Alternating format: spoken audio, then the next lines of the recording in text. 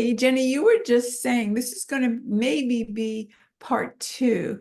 You were just asking me, start again, would you? Um, what were you? So let's start out so we can have this be a part two in case it turns into something. So let me see how far into it are we so I can welcome everybody. We're going to have part two with Jenny Sheehan. And Jenny asked me a question right at the end of part one. And I decided to put the recording on because I thought it was a great question. So go for it, Jenny. Repeat your question, would you? Sure. Well, the question is do most people even recognize their suffering? So you asked, do I recognize when I'm suffering? Or did you ask, did I notice that most people don't recognize when they're suffering? Is that what you first said? Yeah. And of course, that's a very intimate, personal thing. I don't know if someone else is suffering. That's the arrogance and presumptionness of saying, but it seems to me as I walk around um, that perhaps people don't even recognize that they're suffering. And yeah, what do you think about that, Rosalind? I think a lot about that. I think I am personally very aware of suffering because for me now,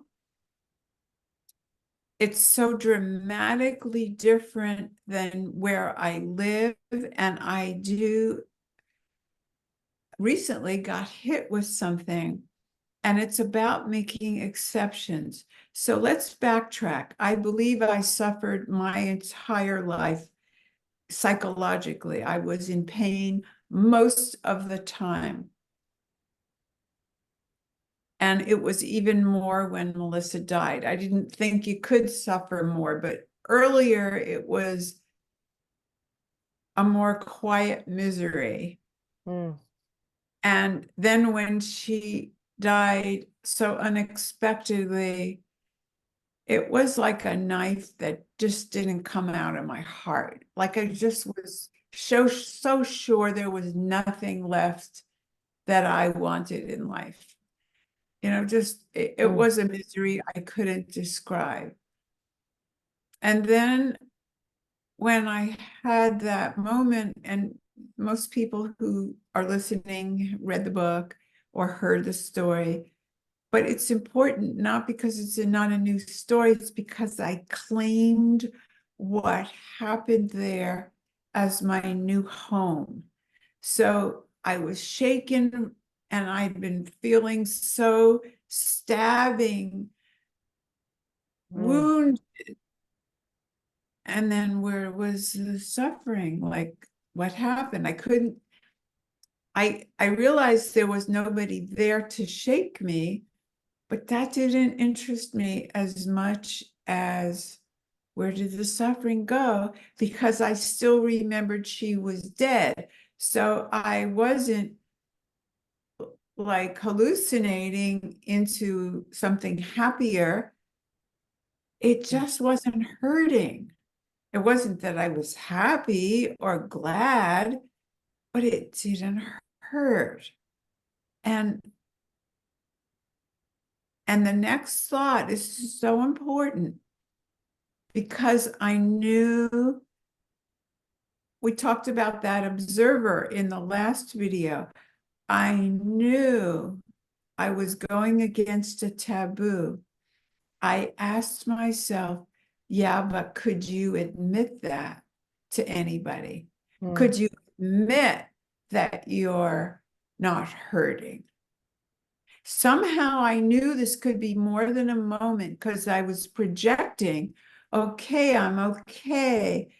But do I have to keep that a secret to belong to a tribe? I'm now part of all the grieving mothers. People extended love to me that I never knew cared. I took that love in, that felt good.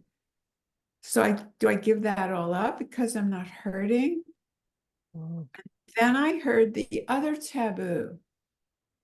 But mothers who love their daughters have to suffer. And I heard myself say, I did love her. I do love her, Mm. but I'm not hurting. So then I knew no matter what, even, and this wasn't even thoughts like the other questions I had. I knew I had to stand, even if I stood alone, I had to stand for that is bull, that grief and suffering are because of how much you love the person. What? That doesn't make any sense. Mm. Why should I hurt because I loved her? That I believed that before. It sounded good. That's what we're taught. We're still teaching that. Mm. So, okay, I hold on. And this is so, I don't hold on for dear life. The okayness is now home. And so when I go out into the world and I make exceptions, and the greatest exception was death, the death of my daughter. I just let it rip. Never mind anything I'd learned spiritually or any other place, psychologically. I let it rip. I just made an exception. This is death. None of that is important. Well, I recently made another exception because it was a great deal of money, more money than I had ever written a check for.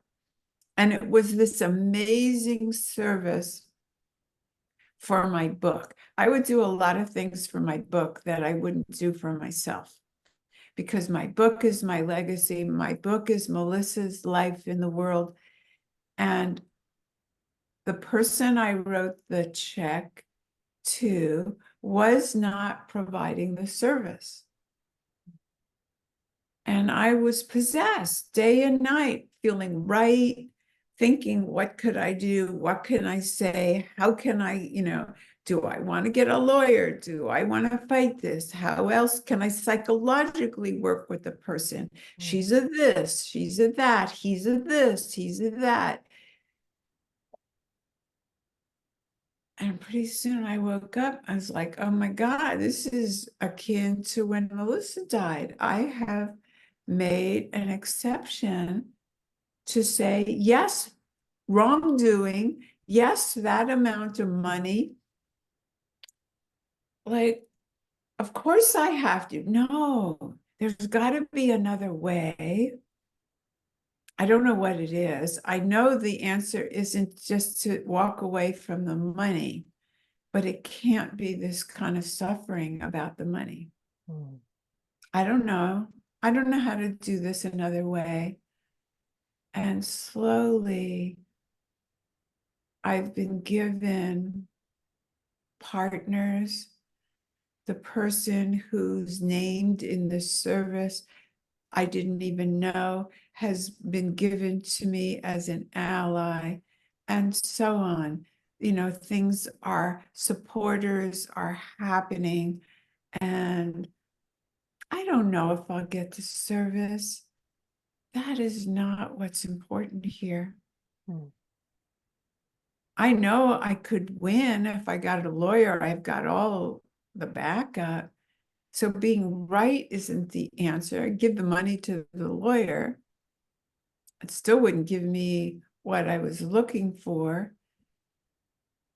And all of a sudden, I knew that nothing was as important as going home again. That and there have been 1 or 2 days in this months-long adventure in being shown how I might work with this. And sometimes it feels like I'm winning, meaning he will do what I paid for. I'm purposely going back and forth between he and she because I don't want to make it clear what this is about, because this is an ongoing exploration with this person. But it feels so good when I don't see this person as separate. I have done crazy things in my life in how I treated people. I have even stolen books from good people in a bookstore when I was into a crazy period. I don't have to describe it, but I've done what the world would consider wrong. He's done wrong, what the world would consider. But what does that mean? It's in my book. It's in that chapter coming out that, Jenny, you're one of the only people to have read. It's coming out, that one about quantum belonging, coming out this month. But in both of those chapters, both the book and the chapter, Rumi says, out beyond right doing and wrong doing, there is a field. I'll meet you there. And it feels like a choice. It will always feel like a choice.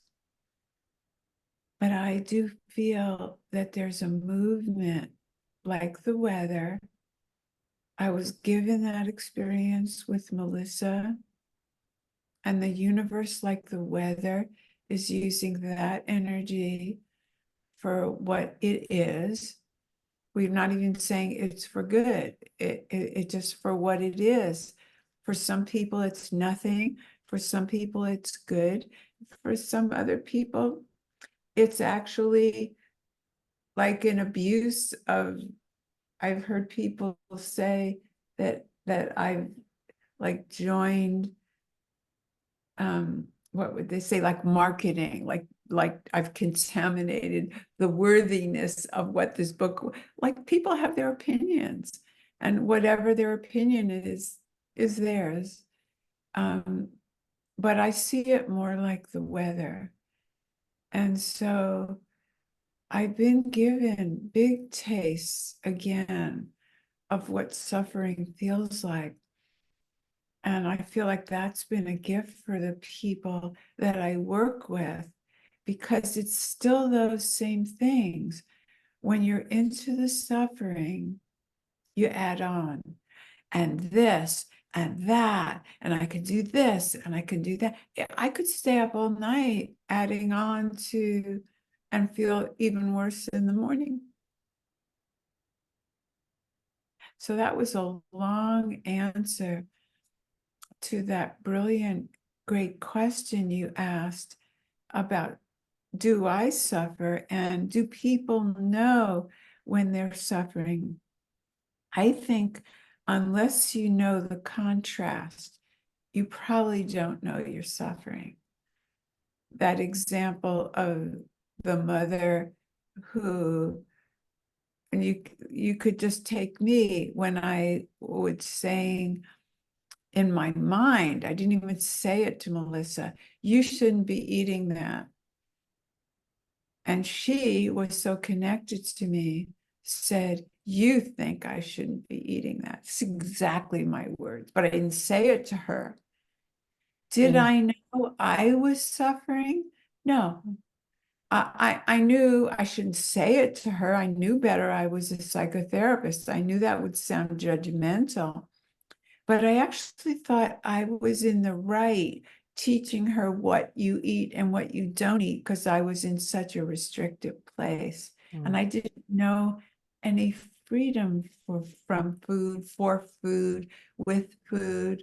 I didn't know. So, no, I didn't know I was suffering. I thought she was doing the wrong thing. And it was up to me to teach her, but she was unteachable. So I would just think it and not say it.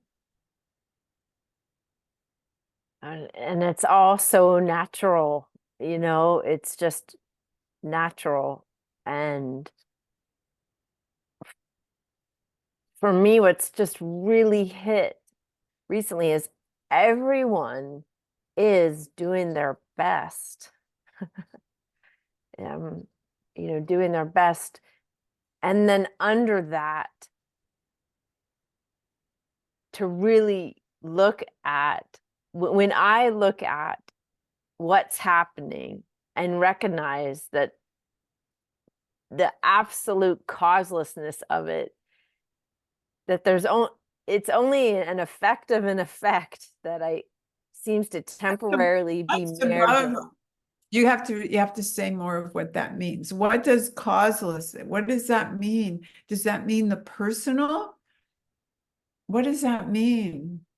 Well, just what recently happened to me, kind of woke up with a sense of agitation and restlessness in the body, and I would call it that thunk pit in the stomach, and the mind whirling and whirling.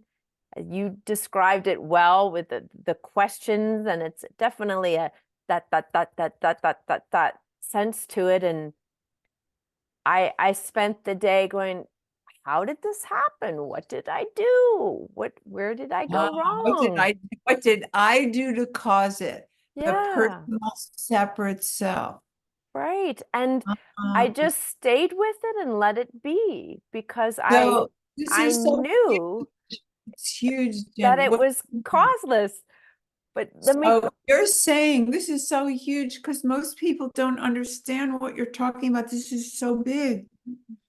You're saying there are two ways, at least, to think about this.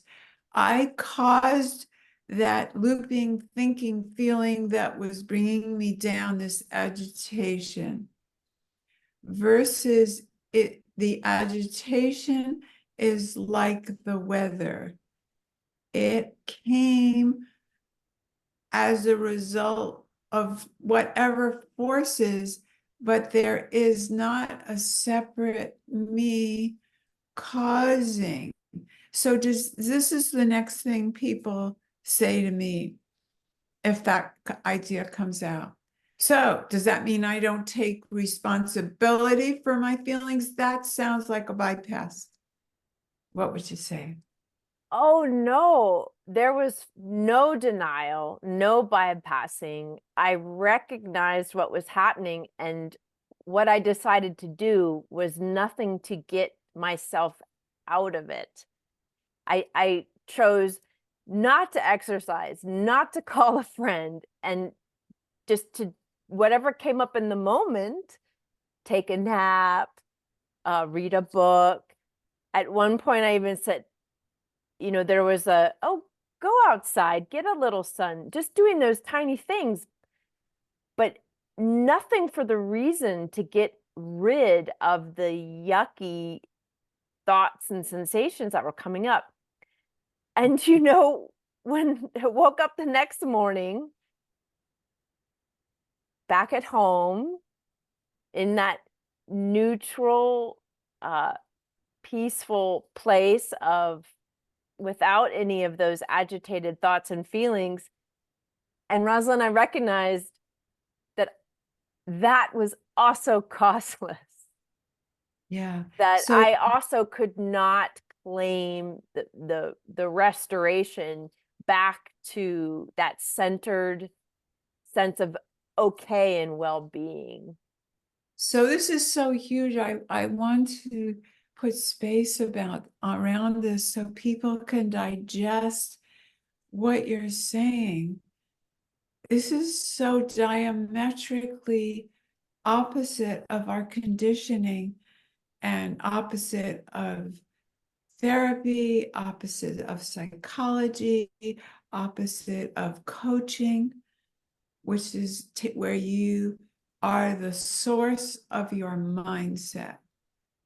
That coaching has that mindset idea, and you, the separate you, is in charge of what you think and feel. But the And truth is, sometimes there's agitation. There just let's is. let's wait before we get there. I Oh, love sorry. No, not sorry, but I just want to step us a little more slowly. You know, some of the people that I have been working with lately have said, could you slow down?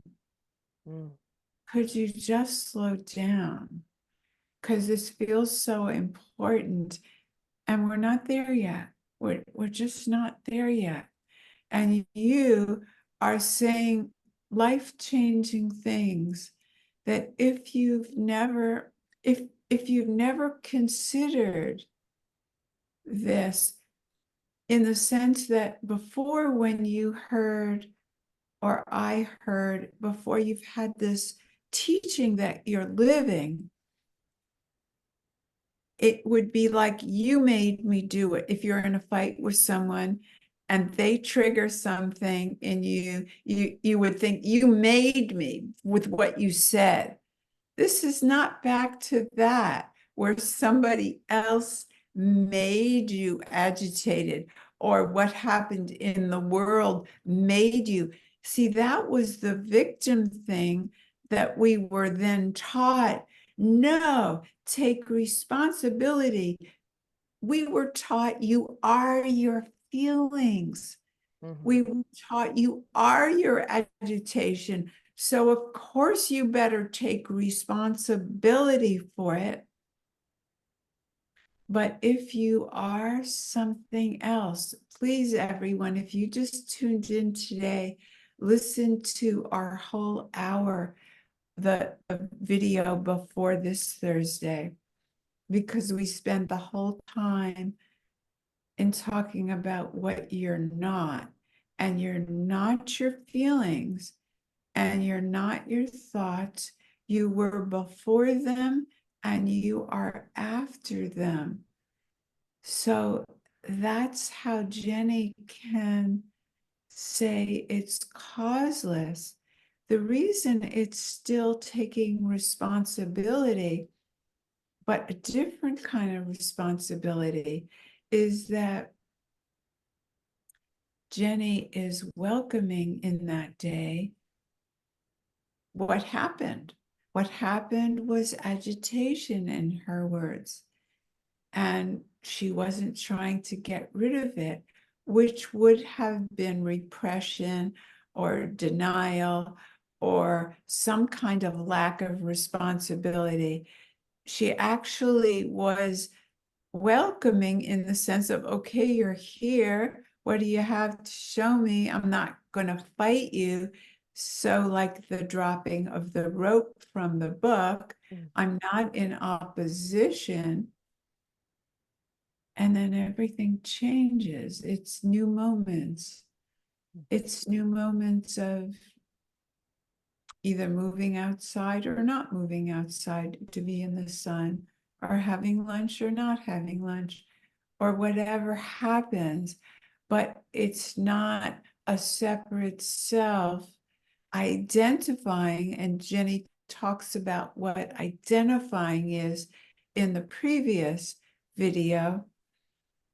She's not her feelings. So that's what I want to amplify. It's causeless. There was not a separate self that caused it.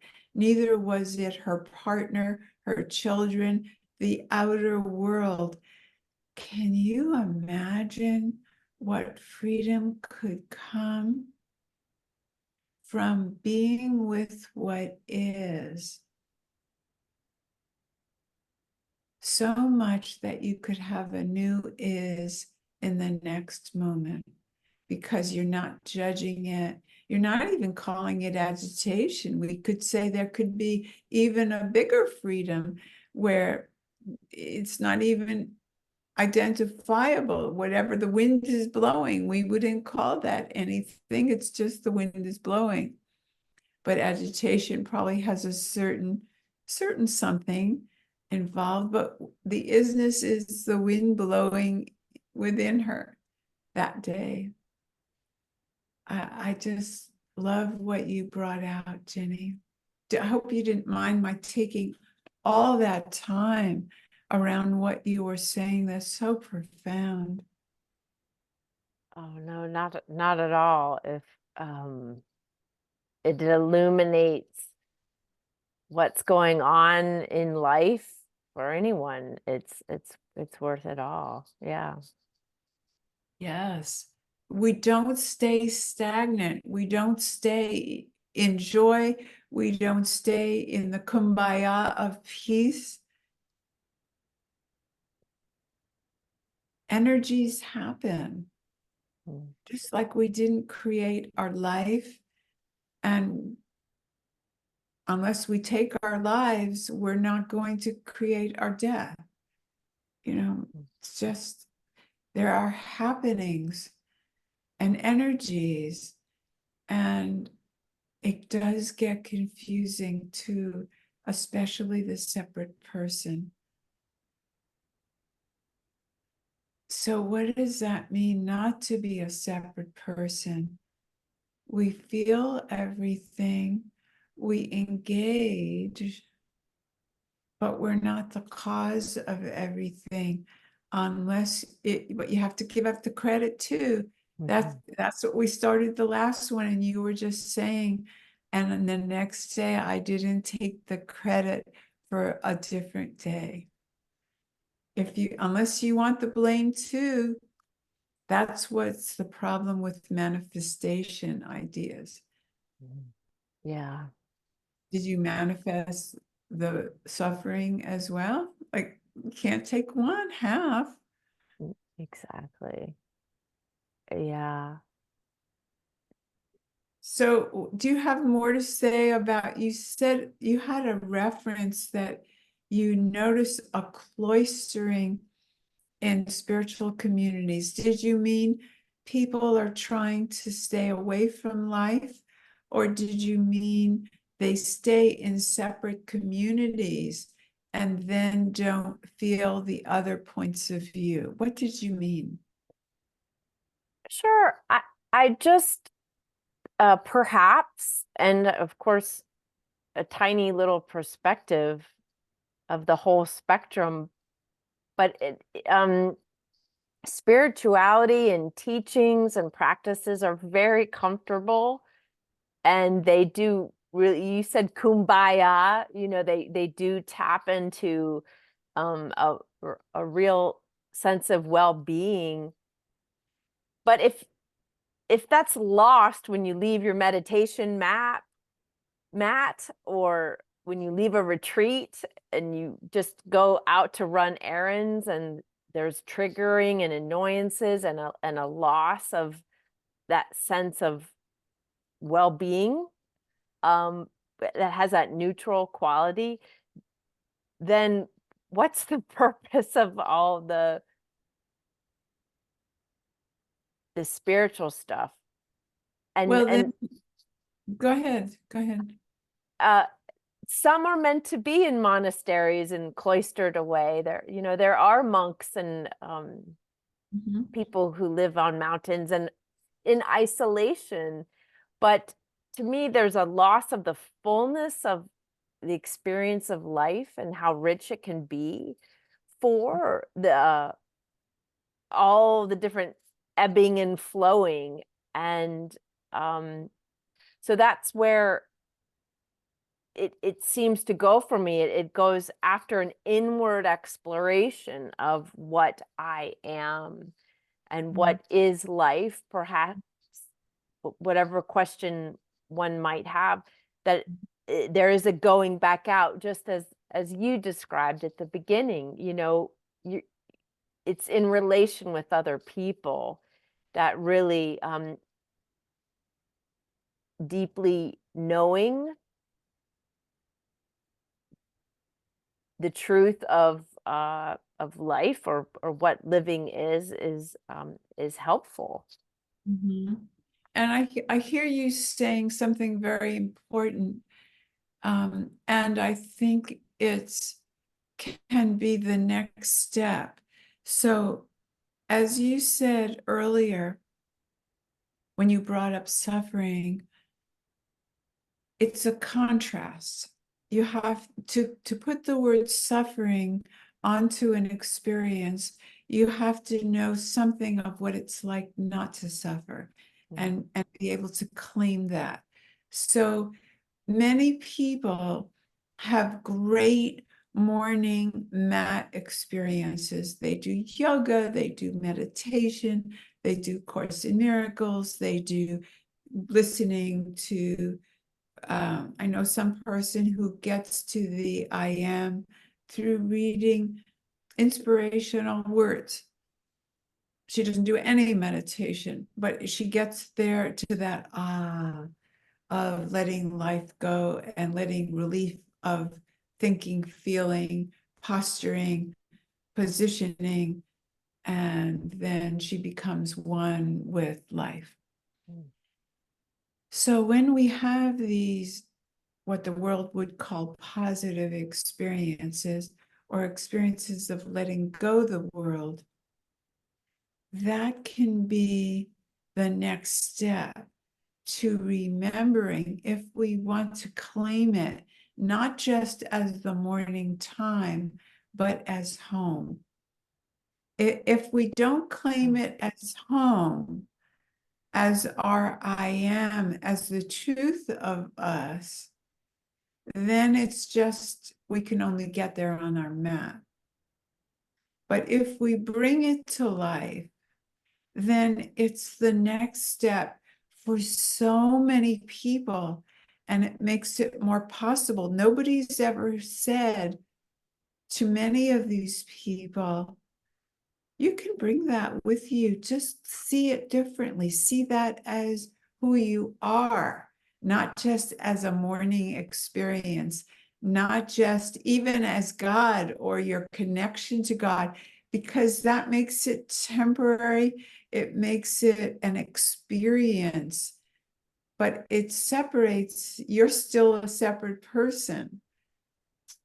If we somehow are willing to open the door to the I am, now we might have a bingo to bring with us to suffering, because we know that the I am is always here and the suffering comes and goes.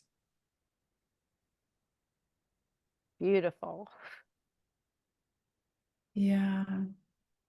I love talking to you, Jenny. It's so filling for me. You're just like the best piece of cake. Well, the light that shines through you, and even brightly through the internet, it's a joy to hang with you, Rosalind. Thank you so much. I hope this is valuable. I know we're going to get a lot of yays. Bring Jenny back. Thank you, Jenny.